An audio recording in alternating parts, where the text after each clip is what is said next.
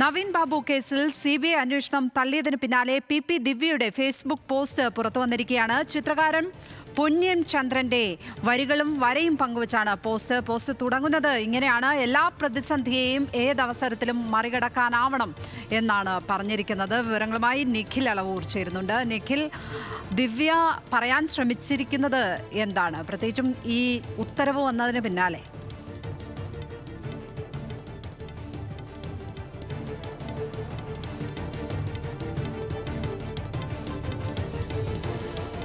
നവീൻ ബാബുവിന്റെ കേസിൽ സിബിഐ അന്വേഷണം തള്ളിയതിന് പിന്നാലെയാണ് പി ദിവ്യയുടെ ഭാഗത്ത് നിന്ന് ഫേസ്ബുക്ക് പോസ്റ്റ് വന്നിരിക്കുന്നത്. ചിത്രകാരൻ പൊന്നിയൻ ചന്ദ്രന്റെ വരികളും വരയും പങ്കുവച്ചാണ് അവരുടെ പോസ്റ്റ് തുടങ്ങുന്നത് ഇങ്ങനെയാണ്: എല്ലാ പ്രതിസന്ധിയെയും ഏതവസരത്തിലും മറികടക്കാൻ കഴിയണം എന്നാണ് ദിവ്യ പറഞ്ഞിരിക്കുന്നത്.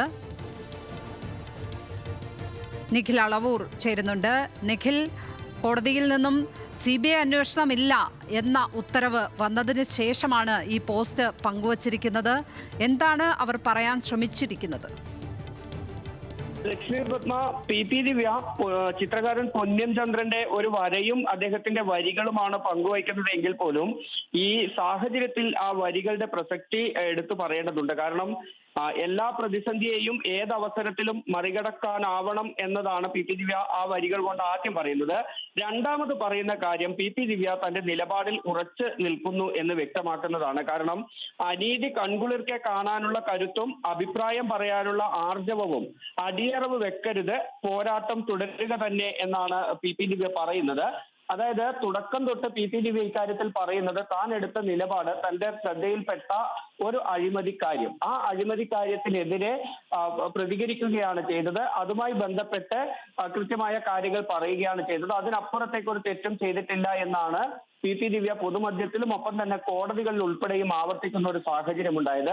ഇപ്പോൾ സിബിഐ അന്വേഷണം വേണ്ട എന്ന ഹൈക്കോടതിയുടെ ഒരു തീരുമാനം വരുമ്പോൾ, ഒരു വിധി വരുന്ന സമയത്തും പി ദിവ്യ പറയുന്നത് അങ്ങനെ അഭിപ്രായം പറയാനുള്ള ആർജവം, അത് അടിയറവ് വെക്കരുത് എന്ന നിലപാട് പി ദിവ്യ ആവർത്തിക്കുന്നു എന്നത് തന്നെയാണ്.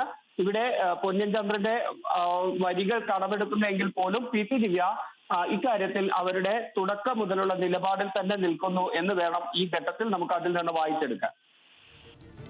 നിഖിൽ അളവൂറാണ് വിവരങ്ങൾ പങ്കുവച്ചത് കണ്ണൂരിൽ നിന്ന്.